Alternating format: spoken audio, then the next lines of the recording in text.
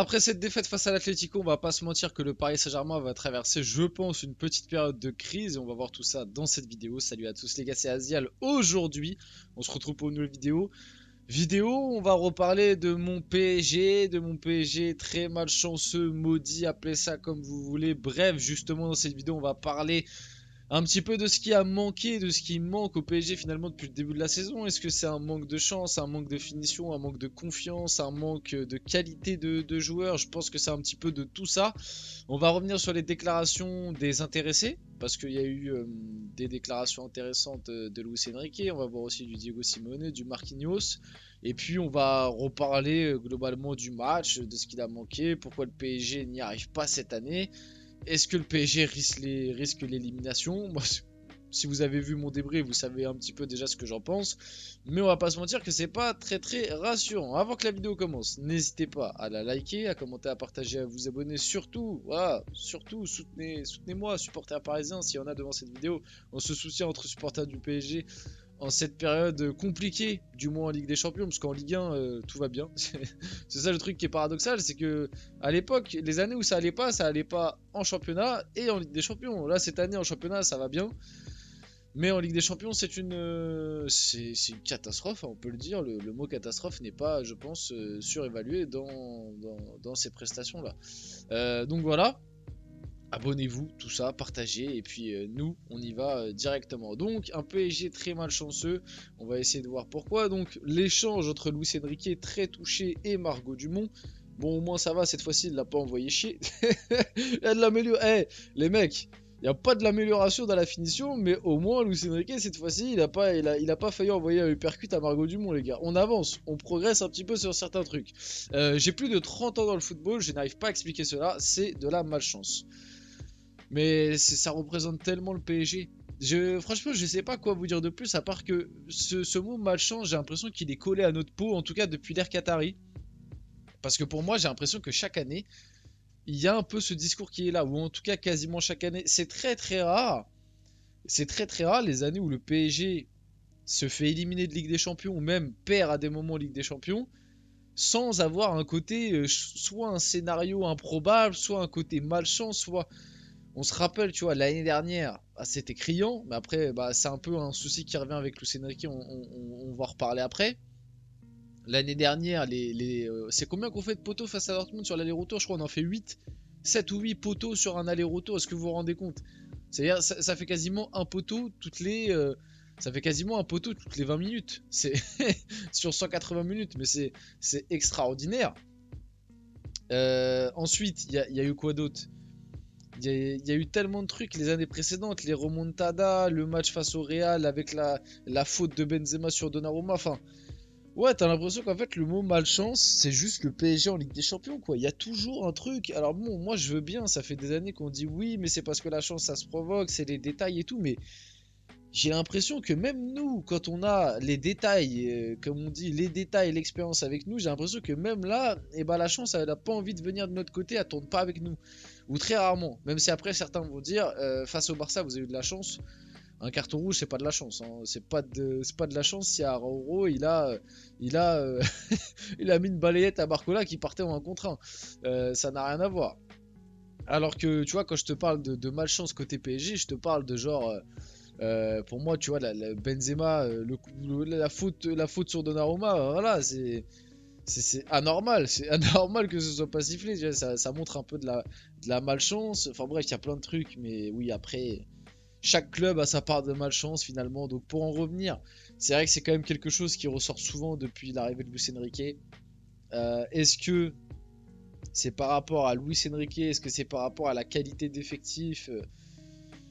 Franchement, je pense que c'est un peu des deux. Je pense que c'est un peu... Enfin, dans un sens, c'est un peu des deux. Mais dans un sens, je me dis quand même, ce qu'a fait Luis Enrique l'année dernière, même si tu perds en demi contre Dortmund, déjà c'était irréalisable parce que je me rends compte quand même qu'il y a certains joueurs de cet effectif qui, en Ligue des Champions, c'est trop léger. C'est trop léger, c'est trop léger. Mais après, du coup, c'est en partie aussi la faute de Luis Enrique parce que c'est lui, en tout cas par rapport à sa communication, c'est lui qui a voulu cet effectif. Ou en tout cas, il en était satisfait.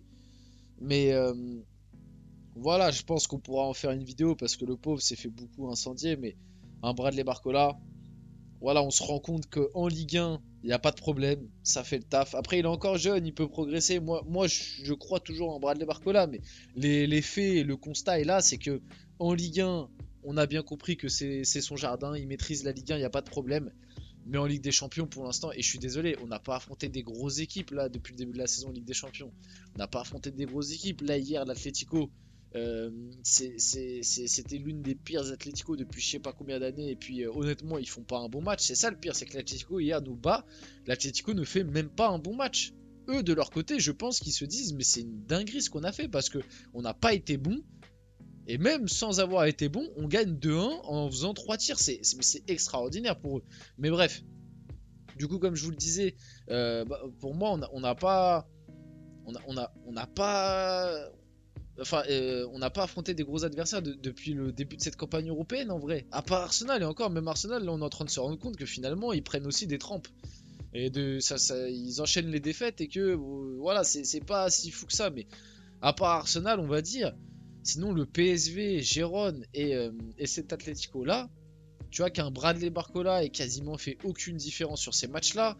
Et je peux parler de lui, mais je peux en parler d'autres.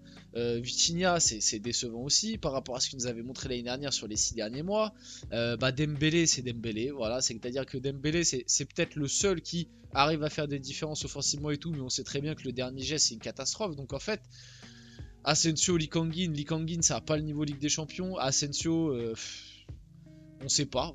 Asensio, je sais pas. Franchement, je sais pas. Tu vois, c'est la traîne. Franchement, lui, je sais pas parce que il peut te sortir il peut te sortir des bêtes de trucs et ouais, franchement, c'est compliqué. Mais après, est-ce que aussi Luis Enrique on va dire les fait mettre dans ce mood-là?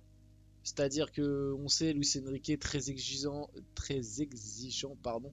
Est-ce qu'il y a une forme de pression qu'il leur met par rapport à ça qui fait que ils prennent pas beaucoup de risques, moins de risques, qui fait que devant le but ils sont plus stressés. Euh, ouais, mentalement, pour moi mentalement il y a un problème. Vous voyez que là petit à petit je recommence à être dévasté comme hier soir parce qu'en fait je repense au match comme hier soir au moment où j'ai sorti le débrief, je commence à être redévasté. Mais ouais, pour moi il y a un problème d'effectif. Il y a un problème mental, mais pour moi le mental du coup ça peut être aussi un peu ça peut aussi avoir un peu avec le coach. En tout cas oui, la malchance, au bout d'un moment la malchance, tu peux pas mettre ça que là-dessus, tu vois. Il a aussi enchaîné, il n'y a pas de mots, la chance n'est pas avec nous. J'ai plus de 30 ans dans le football, je n'arrive pas à expliquer les résultats. On est infiniment supérieur à nos adversaires sur nos matchs et ça c'est encore plus frustrant. C'est ce que je disais hier dans le débrief, c'est que les années précédentes quand on perdait en Ligue des Champions, souvent c'est parce que on était nul. Enfin, on faisait des matchs où dans le contenu c'était pas ouf. C'est très rare les défaites du PSG où dans le contenu on a été bon. Mais là, je trouve que depuis le début de l'année en Ligue des Champions, le contenu est bon. Même hier face à l'Atlético, j'en ai vu beaucoup taper sur tous les joueurs, sur le contenu et tout. Mais moi c'est ce que je vous dis dans le débrief, en tout cas à chaud. Moi, j'avais vraiment là, et je l'ai toujours un peu cette impression que le contenu était pas dégueu. C'est juste qu'encore une fois, hier, dans les 20 derniers mètres, tu fais pas les bons choix, t'es maladroit, et voilà, ça conditionne tout le reste. Mais du coup, pour moi, ça montre les limites de cet effectif, pardon, et ça montre que le PSG, le PSG n'ira pas plus loin pour moi. À l'heure actuelle, je sais même pas si on va se qualifier en barrage, mais pour moi, on n'ira pas plus loin que les barrages des huitièmes. À part s'il y a d'un coup un progrès énorme ou qu'on recrute cet hiver, ce que je crois pas, mais avec cet effectif-là et ce que je vois actuellement, ouais, le PSG pour moi ça ira pas plus loin que huitième de finale. Parce que il te manque trop de choses dans le dernier geste. Tu peux tout faire parfaitement, si t'arrives pas à conclure, ça sert à rien. Diego Simeone après le PSG Atlético, on a peu attaqué, mais on a transformé deux actions de but. On a continué de défendre une idée, que ça plaise ou non. Bon, je vais pas parler du match qu'a fait l'Atlético parce que bon, c'est pas moi le football que j'aime. Franchement, leur match il est catastrophique et j'ai encore plus les nerfs qu'on n'ait pas réussi à les battre alors que justement ils font un match catastrophique. Voilà, maintenant eux ils s'en sortent. Eh bah écoute, qu'est-ce que tu veux que je dise? Je suis dégoûté, bravo à eux, qu'est-ce que tu veux que je te dise?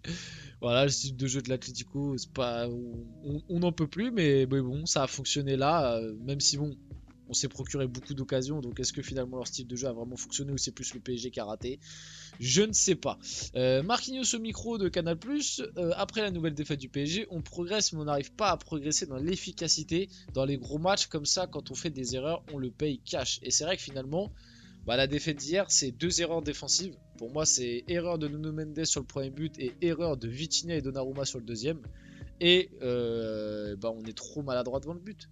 Hier, à la mi-temps, il y a 1-1, alors que normalement, tu dois gagner 2 ou 3-0. Allez, 2-0, si je suis gentil.